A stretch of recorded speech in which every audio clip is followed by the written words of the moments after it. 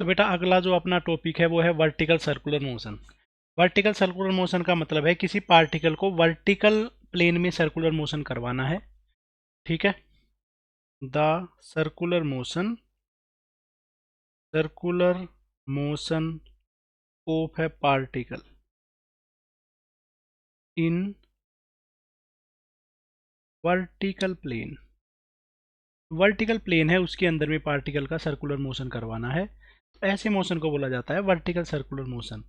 जो अपने पास में इससे पहले तब जो हॉरिजॉन्टल सर्कुलर मोशन थे ना, उन सबसे वर्टिकल सर्कुलर मोशन बहुत ज़्यादा अलग होता है।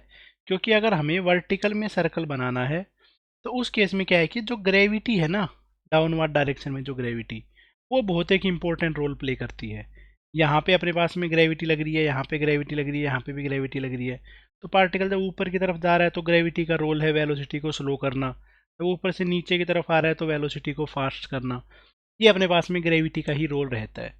तो ये वाला अपने पास में यूनिफॉर्म सर्कुलर मोशन नहीं होता है, एक नॉन यूनिफॉर्म सर्कुलर मोशन होता है।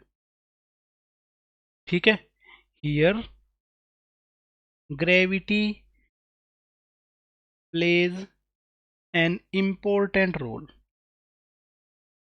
यहाँ पे जो ग्रेविटी है वो एक इम्पोर्टेंट रोल प्ले करती है, और इस वजह से अपने पास में पूरा पाथ जो है वो यूनिफॉर्म सर्कुलर मोशन नहीं हो सकता। It can not be uniform circular motion. Uniform circular motion, ये अपने पास में एक यूनिफॉर्म सर्कुलर मोशन नहीं होता है। ठीक है, इसकी जो वेलोसिटी है वो कांस्टेंट, इसकी जो स्पीड है वो कांस्टेंट नहीं होती है। ठीक है, तो अब देखो यूनिफॉर्म वर्टिकल सर्कुलर मोशन है, उसके अकॉर्डिंगली स्टार्ट करते हैं कि कैसी कुछ सिनेरियो होगा, हम कितनी वेलोसिटी दें कि वो मैक्सिमम हाइट तक पहुंच जाए। तो देखो स्टार्ट करते हैं सबसे पहले केस के साथ में। तो बेटा अब तक क्या हमने देखो क्या सिनेरियो पढ़े हुए हैं कि अगर हमें कोई बॉडी एच हाइट तक भेजनी है। ठीक है, अगर कोई बॉडी हमें एच हाइट तक भेजनी है, यहाँ से किसी बॉडी को मैं स्टार्ट करूँ वी वेलोसिटी से, और अगर मुझे इस बॉडी को इतनी सी हाइट तक भेजना है, तो इसकी रेडियस आर है, इसकी रेडियस आर है, तो इसके अकॉर्डिंगली अंडर रूट 2 GH की वेलोसिटी से इसको भेजना पड़ेगा, मतलब अंडर रूट 4 GR की वेलोसिटी से, तो तब जाके वो हाईएस्ट पॉइंट पे पहुंच जाएगी। तो इसके अकॉर्डिंगली हम सबसे पहला जो अपना सिचुएशन है वो ऐसा कंसिडर करके चलते हैं। ठीक है, तो let a pendulum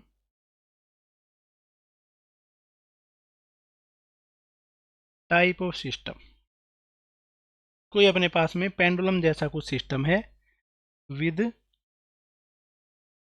length L and bob of mass m। Mass की उसके नीचे एक बोब लगी हुई है, उसको हमें कंप्लीट सर्कल में घुमाना है। ठीक है, तो फर्स्ट अपना जो रफ एस्टीमेट है उसको लोवेस्ट पॉइंट पे जो वेलोसिटी देनी चाहिए उसका क्या अप्रोक्सीमेट होगा। इस तरीके से है एक पेंडुलम, मतलब L लेंथ की एक स्ट्रिंग है, उससे एक मास बांध दिया है। अब मैं चाहता हूँ कि ये कंप्लीट सर्कल कर दे ऐसे। ठीक है, ऐसे कंप्लीट सर्कुलर मोशन को कर दे, तो उस केस में इसको लोवेस्ट पॉइंट पे कितनी वेलोसिटी देनी चाहिए। इसकी लेंथ है अपने पास में L। ठीक है, कि इसको लोवेस्ट पॉइंट पे मैं कितनी वेलोसिटी दूं कि ऊपर तक चला जाए। तो इसके अकॉर्डिंगली अपना जो फर्स्ट एस्टीमेट बनता है वो मैं मान लेता हूं कि मैंने लोवेस्ट पॉइंट पे जो वेलोसिटी दी है वो अंडर रूट 4GL है। ठीक है, क्योंकि बेटा इसको 2L लेंथ पे भेजना है, और 2L लेंथ पे भेजने के लिए जो वेलोसिटी की रिक्वायरमेंट है वो क्या हो जाती है अंडर रूट 2GH, और इसकी जो हाइट है यहाँ से यहाँ तक वो 2L बनेगी। तो इसके अकॉर्डिंगली मुझे कितनी वेलोसिटी देनी चाहिए under root 2G into 2L, तो मतलब अंडर रूट 4GL। इस वेलोसिटी से भेजूँ तो वो मैक्सिमम हाइट पे पहुँच जाए। ऐसा कुछ अपने पास में सिनेरियो बनने वाला है। तो अब यही चीज़ हम डिस्कस करने वाले हैं कि अगर अंडर रूट 4GL की वेलोसिटी दूँ तो उस केस में क्या होगा। ये लोवेस्ट पॉइंट पे जो वेलोसिटी थी वेलोसिटी थी, उस वेलोसिटी को मैंने लिख दिया है √4gl। ठीक है, रियल लाइफ में ये एक्सपेरिमेंट परफॉर्म किया गया, हमने √4gl की वेलोसिटी इसको दी। ठीक है, तो इसके बारे में लिख लेते हैं। मतलब अपनी कैलकुलेशन के accordingly, as per our calculation, अपनी कैलकुलेशन के accordingly it must complete the vertical circular motion. इसको वर्टिकल सर्कुलर मोशन कंप्लीट कर लेना चाहिए था, but actually it was unable to complete.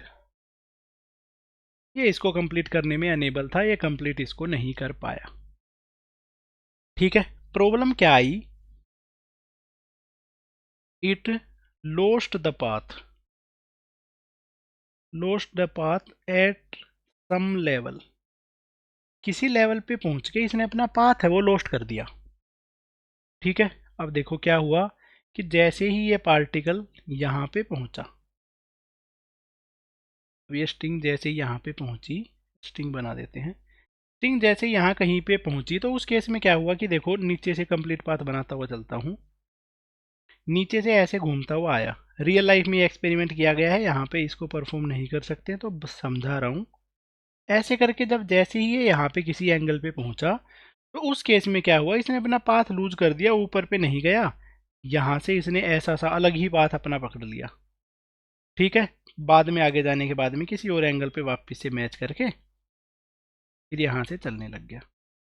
ऐसा इसका पाथ निकल के आया, जो कि अपने लिए एक थोड़ी सी प्रॉब्लम क्रिएट कर गया कि भाई हम सोच रहे थे कि ये कंप्लीट सर्कुलर मोशन करेगा, बट इसने तो सर्कुलर मोशन कंप्लीट किया ही नहीं। ये अपने पास में वर्टिकल था, वर्टिकल में किसी ऐसे पॉइंट पे पहुंच के इसने सर्कल को छोड़ के कुछ अलग ही पाथ ज्वाइन कर लिया। अब ये क्या प्रॉब्लम आई, किस वजह से ऐसा हुआ है, इसका लॉजिक समझते हैं। तो हमने देखा कि इसने ऊपर से जाने के बाद में इसका पाथ ऐसा था जैसे एक प्रोजेक्टाइल का पाथ होता है। प्रोजेक्टाइल का पाथ सिर्फ जब हो सकता है जब ये स्ट्रिंग टाइट ना हो। अब क्योंकि यहाँ पे जो स्ट्रिंग है वो स्लैक हो गई है,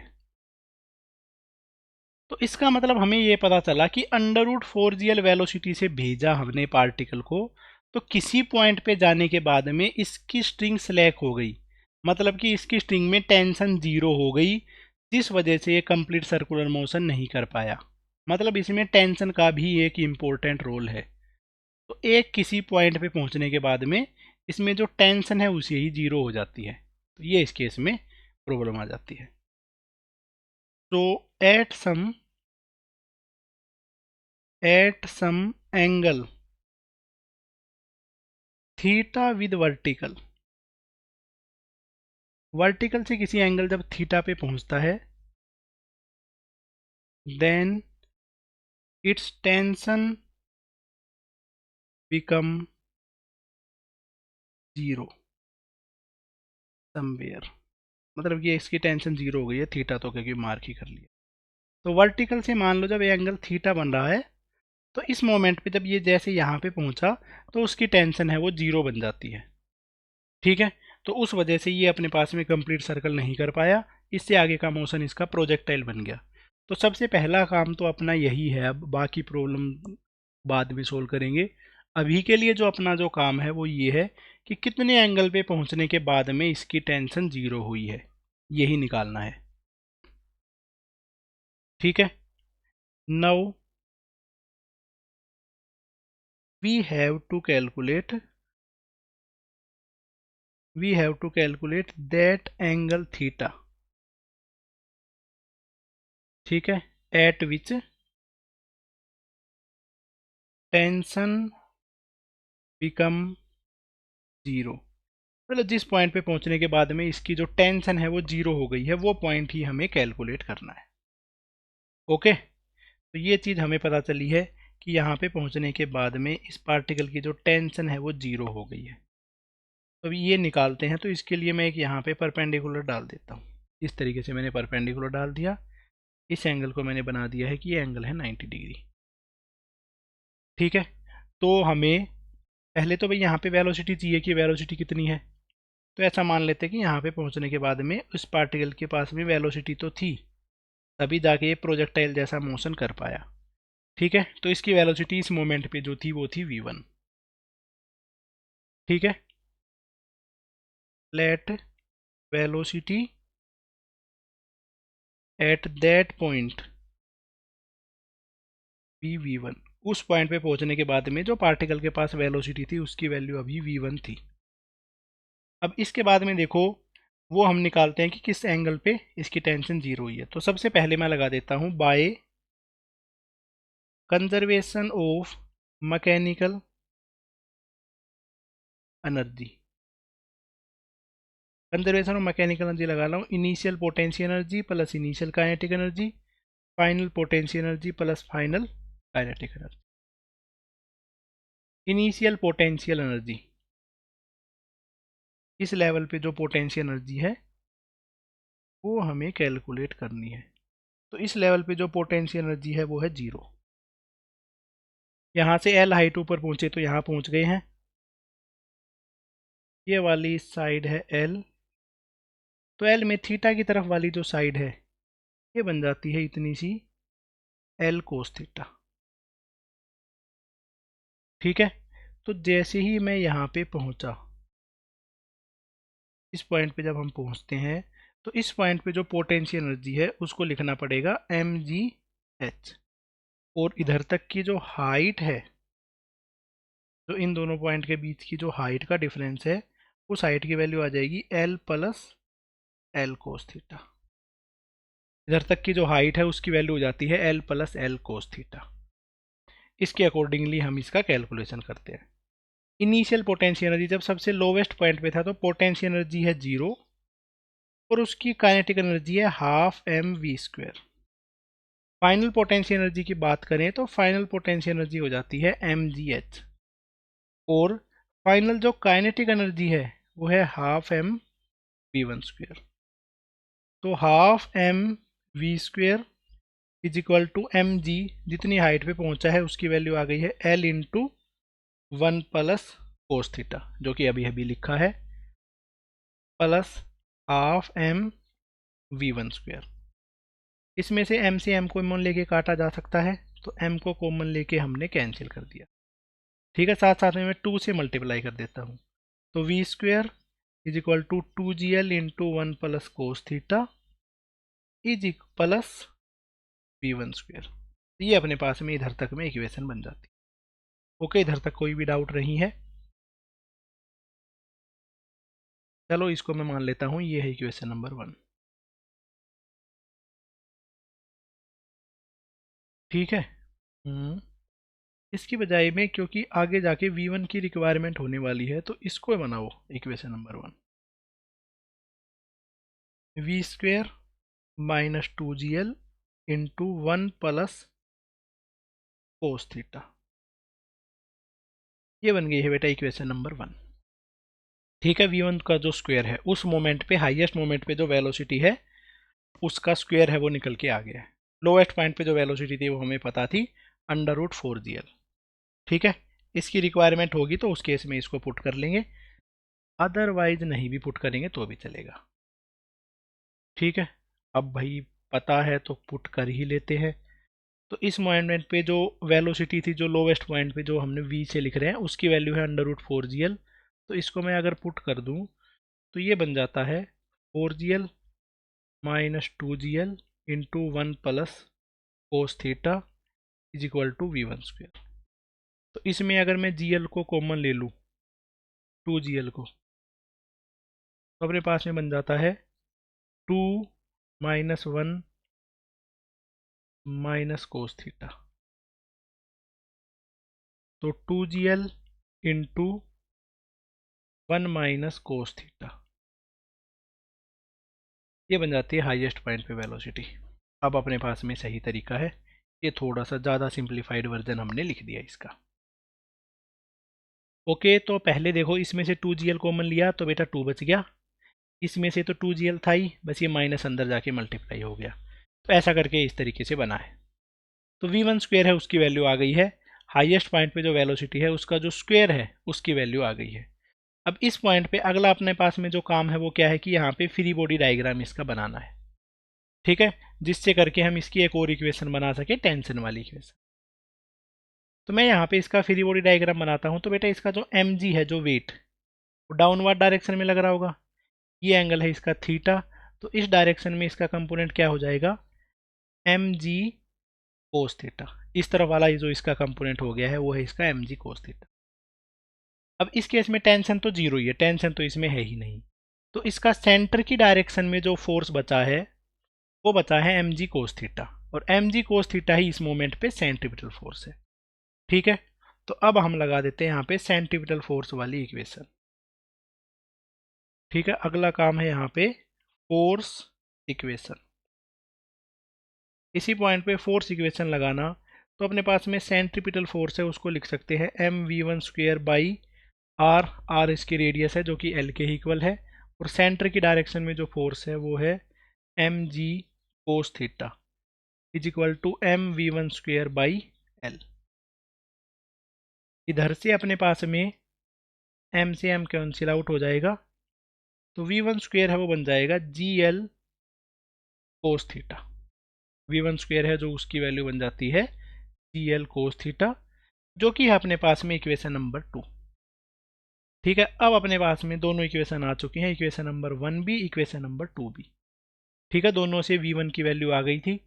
अब क्योंकि दोनों ही इक्वल है तो उस केस में पुट करते हैं from equation number 1 and equation number 2। Equation number 1 में ये वैल्यू आई है, इक्वेशन नंबर 2 में ये वैल्यू आई है, तो 2gl into 1 minus cos theta is equal to gl into cos theta. भाई gl से gl कैंसिल आउट, इस तरफ ये बचा है 2 minus 2 cos theta, right side में जो बचा है वो है कोस थीटा, तो 2 is equal to 3 cos theta. ये इक्वेशन बन गई है। कोस थीटा जो है उसकी वैल्यू बनती है 2/3। इसका मतलब है कि जो थीटा है वो ये बन जाता है कोस इनवर्स ऑफ 2/3, ठीक है। जो इस केस में जो थीटा है वो बनता है कोस इनवर्स ऑफ 2/3। तो इतना एंगल है, ये वो एंगल है जहां पे पहुंचने के बाद में अपनी टेंशन जीरो बन गई है। अभी तक हमने वर्टिकल सर्कुलर मोशन की कोई भी चीज़ शुरू नहीं करी है, ठीक है। एक ट्रायल मारा था जिस ट्रायल में प्रॉब्लम आ गई थी, तो उस केस में हमने एंगल थीटा कैलकुलेट किया है, ठीक है। तो अगर √4gl की वेलोसिटी दी जाए किसी भी पार्टिकल को, तो वो कोस इनवर्स 2/3 के एंगल पे जाने के बाद में साथ छोड़ देता है। उसके बाद में उसकी टेंशन, मतलब उसके बाद में उस मोमेंट पे उसकी टेंशन जीरो हो गई है, उसके बाद में वो सर्कुलर मोशन तो नहीं करता है। अब हम चाहते हैं कि सर्कुलर मोशन करे ही करे, किसी भी कंडीशन पे सर्कुलर मोशन उसको करना ही करना चाहिए। तो देखो सेकंड सिनेरियो हम मान के चलते हैं। अब देखो फर्स्ट क्वेश्चन में हमें पता चला कि सिर्फ वेलोसिटी का रोल नहीं है, एक अपने पास में एक और चीज़ का भी रोल है जो कि है टेंशन, टेंशन का भी रोल है, ठीक है। तो जो टेंशन यहाँ पे जीरो हो रही थी, हम ये नहीं चाहते कि वो यहाँ पे जीरो हो, हम चाहते हैं कि एटलीस्ट यहाँ तक पहुँच जाए, ठीक है। अगर एक बार यहाँ पे पहुँच गया और यहाँ पे टेंशन जीरो हो गई फिर कोई दिक्कत नहीं है, क्योंकि इससे थोड़ी सी आगे मोमेंट लेते ही फिर इसमें टेंशन आ जाएगी, फिर आगे का सर्कुलर मोशन तो खुद ही कंप्लीट कर लेगा, क्योंकि आधा ही तो मोशन हमें कंप्लीट करवाना है, इससे आगे वाला तो खुद ही कर लेता है पार्टिकल, क्योंकि पार्टिकल के पास इतनी एनर्जी तो होती है ना, जो यहाँ से लेकर यहाँ पहुँचा तो आगे का मोशन तो खुद ही कंप्लीट कर लेगा। तो एटलीस्ट अपना काम क्या है कि पार्टिकल इस पॉइंट तक पहुँच जाए, ये अपने पास में काम है। तो चलो अब इसकी तरीके से हम क्वेश्चन को सोल्व करते हैं। वी वॉन्ट दैट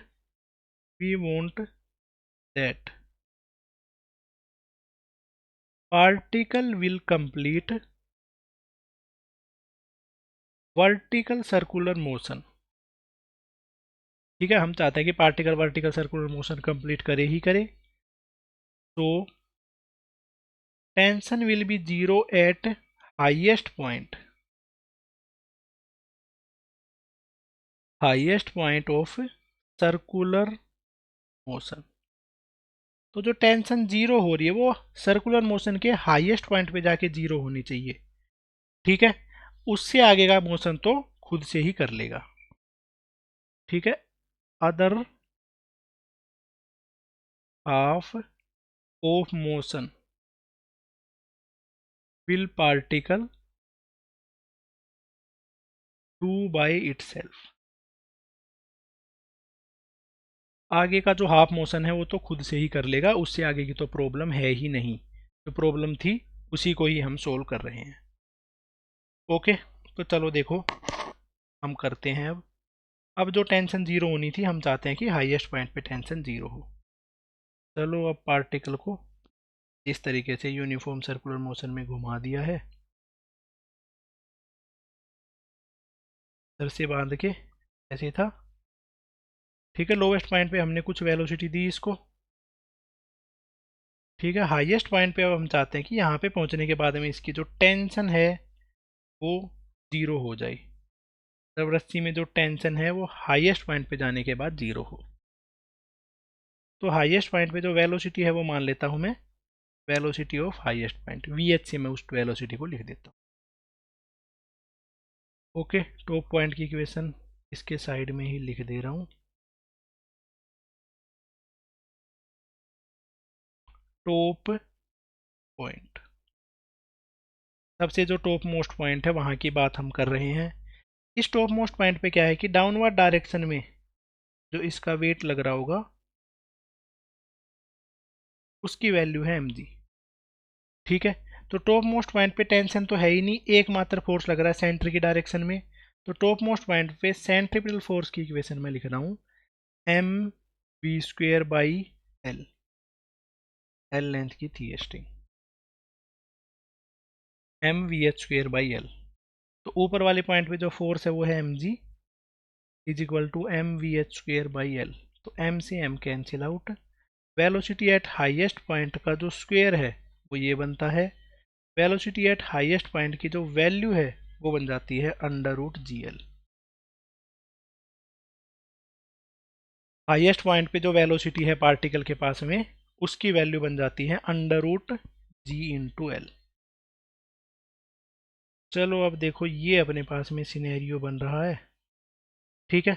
अब देखो बेटा हाईएस्ट पॉइंट पे वेलोसिटी है वो तो निकल के आ गई है, बट हमें निकालना है लोवेस्ट पॉइंट पे। और हाईएस्ट पॉइंट पे पता हो और लोवेस्ट पॉइंट पे निकालना है तो अपने लिए तो बहुत ईजी है, कंजर्वेशन ऑफ मैकेनिकल एनर्जी है, सिर्फ उसी को ही लगाना है। तो कंजर्वेशन ऑफ मैकेनिकल एनर्जी के लिए क्या लॉजिक होता है, पहले तो पोटेंशियल एनर्जी लिखनी होती है। लोवेस्ट वाले पॉइंट पे मैंने लिख the potential energy 0, highest point पे मैंने लिख दी है mgh। mg इधर तक की जो हाइट है उसकी वैल्यू है 12, तो mg इंटू, अब इस क्वेश्चन को है वो सोल्व करते हैं। By conservation of mechanical energy, mechanical energy का जो कंजर्वेशन है वो लगाते हैं, ठीक है। हाईएस्ट पॉइंट पे और लोवेस्ट पॉइंट पे, ठीक है। Potential energy at lowest point plus kinetic energy at lowest point, potential energy at highest point plus kinetic energy at highest point. Okay, तो लोवेस्ट पॉइंट पे जो पोटेंशियल एनर्जी है वो तो है 0, लोवेस्ट पॉइंट पे जो काइनेटिक एनर्जी है वो है half m velocity at lowest point का स्क्वायर, हाईएस्ट पॉइंट पे जो पोटेंशियल एनर्जी है वो है 2mgl प्लस हाईएस्ट पॉइंट पे जो काइनेटिक एनर्जी है वो है हाफ m हाईएस्ट पॉइंट की वेलोसिटी थी जो gl थी उसका स्क्वायर। तो अब इसको सोल्व करते हैं, तो यहाँ पे m से m तो कैंसिल ही हो जाएंगे। आगे की इक्वेशन को सोल्व करता हूँ, VL²/2 is equal to 2GL plus 1/2GL, 2 से मल्टीप्लाई कर देता हूँ। VL का square is equal to 4GL plus GL। Lowest point पे जो वेलोसिटी का स्क्वायर आ गया है वो है 5GL, और लोवेस्ट पॉइंट पे जो वेलोसिटी है वो आ गई है √5GL। तो बेटा कंप्लीट सर्कुलर मोशन करवाने के लिए लोवेस्ट पॉइंट पे जो वेलोसिटी होनी चाहिए वो √5gl होनी चाहिए। ये आ गई है लोवेस्ट पॉइंट पे क्रिटिकल वेलोसिटी, मतलब कि सबसे कम वेलोसिटी क्या हो लोवेस्ट पॉइंट पे। ठीक है, इससे ज़्यादा जो भी वेलोसिटी देंगे वर्टिकल सर्कुलर मोशन कंप्लीट करेगा ही करेगा।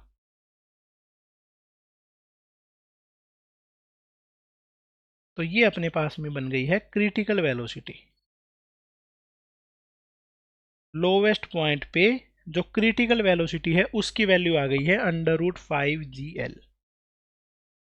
लोवेस्ट पॉइंट पे जो क्रिटिकल वेलोसिटी है उसकी वैल्यू। ठीक है, कम से कम इतनी वेलोसिटी होनी चाहिए, तो इसीलिए इसको बोला जा रहा है क्रिटिकल वेलोसिटी। अब हमें निकालनी है हाईएस्ट पॉइंट पे इसकी क्या वेलोसिटी होगी। ठीक है, सॉरी, हाईएस्ट पॉइंट पे तो निकाल ही लिया है। हाईएस्ट पॉइंट पे हमने टेंशन निकाली थी, टेंशन 0 आई थी। हाँ। अब अपने पास में बचा है कि लोवेस्ट पॉइंट पे इसकी टेंशन क्या होगी। हाँ, कि लोवेस्ट पॉइंट पे हमने इसकी टेंशन नहीं लिखी थी। ये है बेटा लोवेस्ट पॉइंट।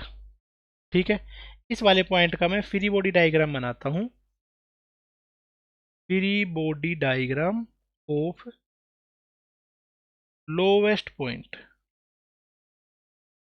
लोवेस्ट पॉइंट ऐसी रस्सी से बंधा हुआ है। इस तरफ की जो वेलोसिटी है वो आ गई है √5gr। क्रिटिकल सिचुएशन की ही बात कर रहे हैं। ये है वेलोसिटी लोवेस्ट पॉइंट की। ओके, और अगर मैं बात करूं इसमें डाउनवर्ड डायरेक्शन में इसका वेट लग रहा होगा, उस वेट की वैल्यू होगी mg। अपवर्ड डायरेक्शन में जो इसमें टेंशन लग रही होगी। अब क्योंकि ये वाला जो मास है ये सर्कुलर मोशन कर रहा है, तो इसका मतलब है इसके पास में सेंट्रीपिटल एक्सेलरेशन भी होगा। इस पे जो सेंट्रीपिटल एक्सेलरेशन होगा वो इसके सेंटर की डायरेक्शन में होगा। तो अपने पास में इसकी जो इक्वेशन है वो ये बन जाती है T minus mg net force is equal to mass into centripetal acceleration. Okay, तो लिख देता हूँ मैं T minus mg is equal to mass lowest point पे वेलोसिटी इंटू इसकी जो रेडियस है mv² बाई। तो T minus mg is equal to m √5gl। r मैंने गलती से लिया है, l ही है ये, √5gl का स्क्वायर। तो टेंशन माइनस mg इसकी वैल्यू बन जाती है 5mg, और जो l है उससे l कैंसिल आउट हो जाएगा। ठीक है, तो लोवेस्ट पॉइंट पे जो टेंशन है उसका आंसर बनता है 6mg। और बेटा नीट वाले बच्चों के लिए ये इम्पोर्टेंट है कि इस वाले पॉइंट को ध्यान से रखा जाए कि लोवेस्ट पॉइंट पे जो वैल्यू होगी उसकी वैल्यू 6mg बनेगी। हाईएस्ट पॉइंट पे जो टेंशन है उसकी वैल्यू 0 बनेगी। ठीक है, और एक क्वेश्चन जो इम्पोर्टेंट कई बार आया हुआ है वो ये है tension at lowest point minus tension at highest point, इन दोनों का डिफरेंस। तो इन दोनों का डिफरेंस है वो बन जाता है 6mg माइनस 0, मतलब कि 6mg। तो हाईएस्ट और लोवेस्ट पॉइंट पे जो टेंशन है उसका डिफरेंस बनता है 6mg, और ये हमेशा के लिए वैलिड है, ऐसा नहीं है कि कभी कभार के लिए वैलिड है। लोवेस्ट और हाईएस्ट पॉइंट पे जो टेंशन का डिफरेंस है वो बनता है 6mg। ठीक है, लोवेस्ट पॉइंट पे वेलोसिटी, हाईएस्ट पॉइंट पे वेलोसिटी। तो ये अपने पास में एक इम्पोर्टेंट केस बन जाते हैं। अब तक जो भी हमने यूनिफॉर्म सर्कुलर मोशन किया है वो कंप्लीट अपने लिए एक इम्पोर्टेंट केस है। इसको हमेशा के लिए याद ही रखना है, कभी भी इस पे वेस्ट क्वेश्चन आ सकता है। तो अब तक जो भी चीज़ें पढ़ी हैं उन सब का मैं वापस से रीकैप देता हूँ, जिससे कि इसकी प्रॉब्लम आप वापस से सोल्व कर सको।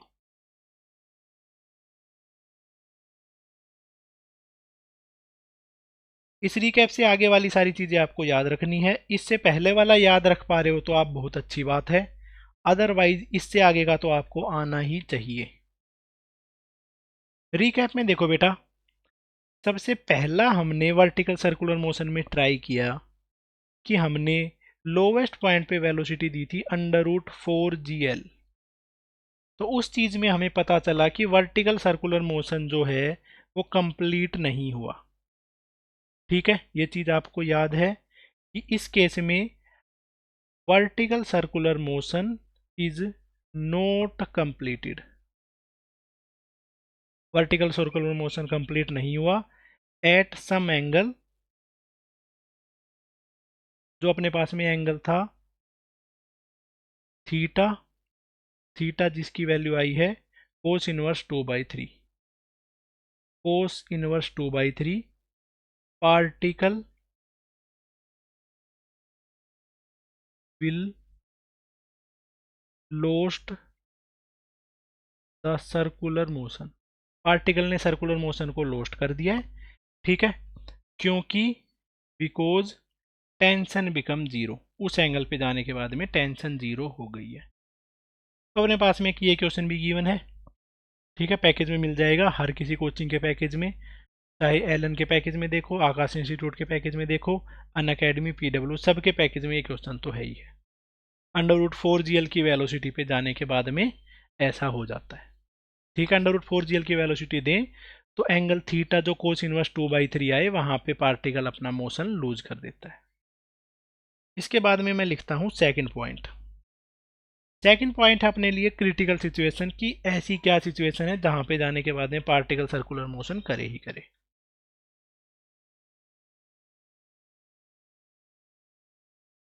क्रिटिकल सिचुएशन जो आई है वो देखो, लोवेस्ट पॉइंट पे जो वेलोसिटी है वो है √5gl,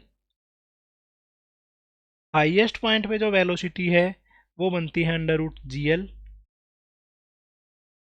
जब ऐसे कंडीशन है, जब कंप्लीट सर्कल करेगा तो लोवेस्ट पॉइंट पे जो टेंशन है वो है 6 mg, हाईएस्ट पॉइंट पे जो टेंशन आई है वो है 0। ऐसा अपने पास में ये सिचुएशन बोलता है। इस केस में particle just complete vertical circular motion, इस केस में पार्टिकल वर्टिकल सर्कुलर मोशन को जस्ट कंप्लीट कर देगा। इतनी सी वेलोसिटी अगर मैंने दी है तो भाई जस्ट कंप्लीट तो करेगा ही करेगा। तो ये अपने पास में आती है क्रिटिकल, ठीक है। तो वैसे इसको मैंने रीअरेंज करके ऐसे सेटलमेंट से लिख दिया है।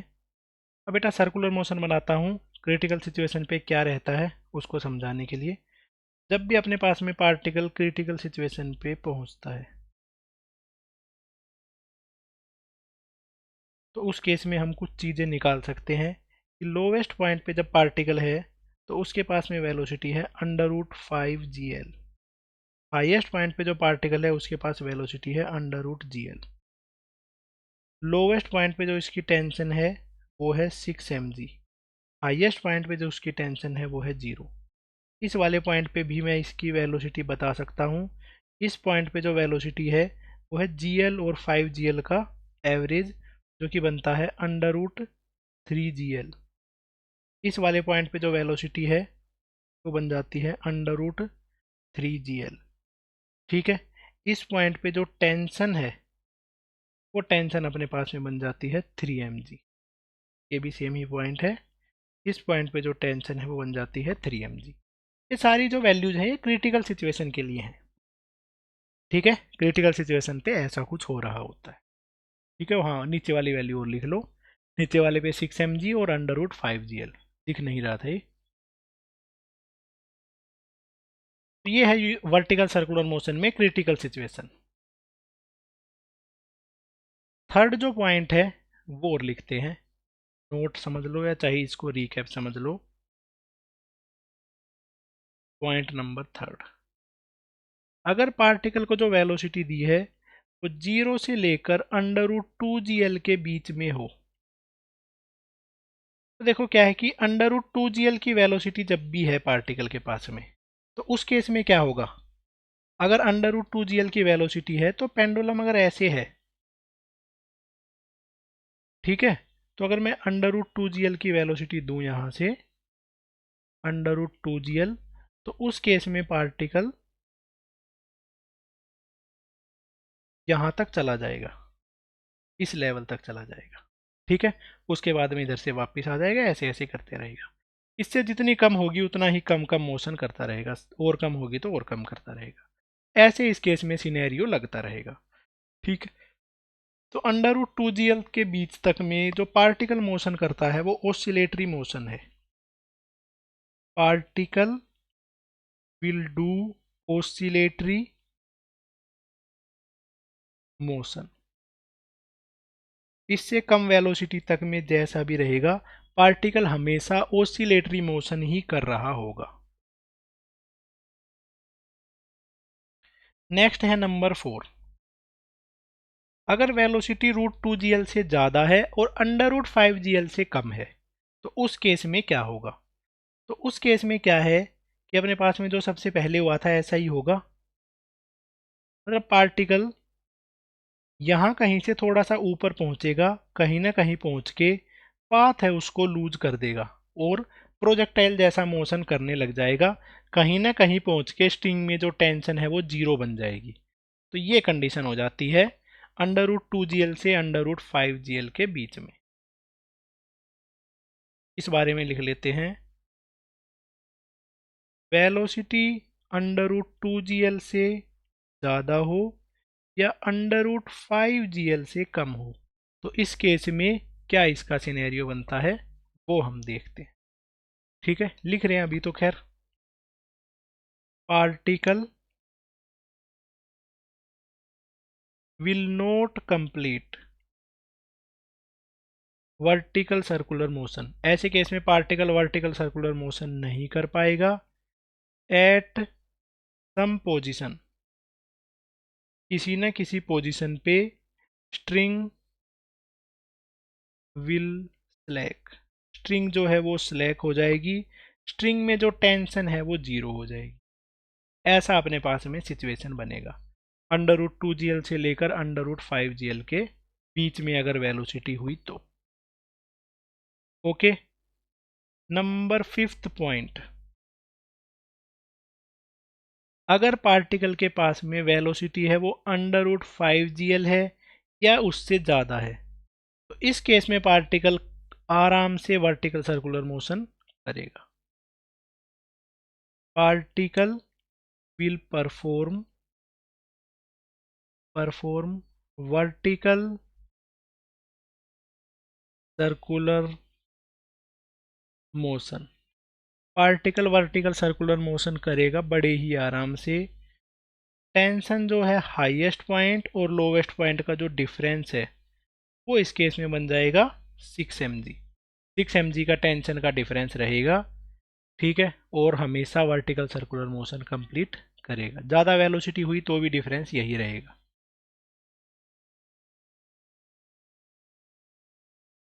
पॉइंट नंबर 6 वाला जो पॉइंट है ना उसको समझना थोड़ा सा अलग सा केस है, समझने के लिए है। Instead of string, if we take a hollow pipe of radius R. अगर मैं इस केस में आर रेडियस का एक होलो पाइप कंसिडर करता हूं, इस तरीके से एक पाइप है, अंदर से होलो है, इसके अंदर में मैंने एक मास रख दिया है। इस मास को मैं कितनी वेलोसिटी दूं कि ये सर्कुलर मोशन कंप्लीट कर सके? तो इस केस में जो मैं इसकी वेलोसिटी दूंगा, आर रेडियस का ये पाइप है, पाइप जो है उसकी रेडियस आर है, तो मुझे इस केस में वेलोसिटी देनी पड़ेगी अंडर रूट 5gr। वैसा ही केस है, बस इस केस के अंदर में जो वेलोसिटी है उसका भी आंसर सेम ही आया अंडर रूट 5gr, क्योंकि इसमें रेडियस गिवन है। इस केस में जो बेटा नॉर्मल है वो नॉर्मल यहाँ पे जाके जीरो होगा। हाईएस्ट पॉइंट पे पहुंचने के बाद में इसका जो नॉर्मल है वो जीरो हो जाएगा, और जो लोवेस्ट पॉइंट पे नॉर्मल है उसकी वैल्यू बन जाएगी 6 mg। जो पहले काम टेंशन कर रहा था वो यहाँ पे वो काम करेगा नॉर्मल। ठीक है, लोवेस्ट पॉइंट और हाईएस्ट पॉइंट पे जो नॉर्मल है उसकी वैल्यू ये रहेगी, और इसको कंप्लीट सर्कल करने के लिए √5gr की वेलोसिटी चाहिए होगी लोवेस्ट पॉइंट पे मिनिमम वेलोसिटी, और हाईएस्ट पॉइंट पे √gr बचेगी इसके पास में। वैसा ही सेम केस है, कोई भी इस केस में फर्क नहीं है। बस ये है कि ये अपने पास में एक होलो पाइप में कर रहा है, नॉर्मल वही काम करेगा जो पहले टेंशन किया करता था।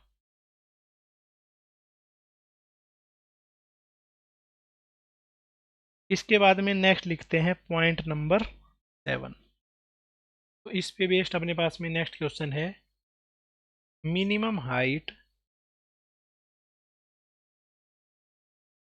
To complete the loop. ठीक है, इस तरीके से है अपने पास में।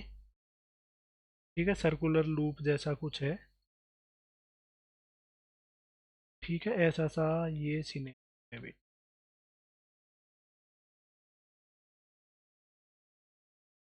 एक पार्टिकल को है, उसको कम से कम कितनी हाइट से हम रिलीज कर दें कि वो ये जो लूप है इस लूप को कंप्लीट कर सके। और जो लूप है इसकी रेडियस है r।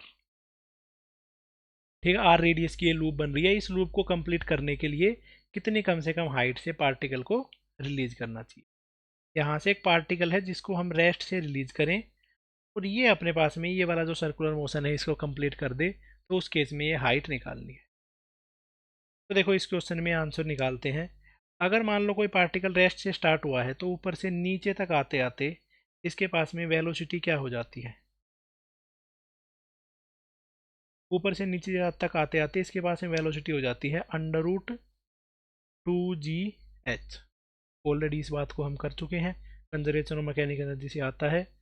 अगर हमें इसको वर्टिकल सर्कुलर मोशन करवाना है तो लोवेस्ट पॉइंट पे जो वेलोसिटी है उसकी वैल्यू कितनी होनी चाहिए। लोवेस्ट पॉइंट पे जो वेलोसिटी है उसकी वैल्यू होनी चाहिए √5gr। बस दोनों को इक्वेट कर देते हैं, equation number 1 and equation number 2। √2gh is equal to √5gr। तो स्क्वायर हटाएंगे तो आ जाएगा 2gh is equal to 5gr। G से जी कैंसिल आउट, हाइट की वैल्यू बन जाएगी 5/2r या 2.5r। इतनी हाइट से किसी पार्टिकल को थ्रो करना पड़ेगा ताकि वो लूप को कंप्लीट कर सके। तो इस पे ही बेस्ड एक अपने पास में नीट का भी क्वेश्चन है, वो क्वेश्चन मैं बताता हूँ आपको।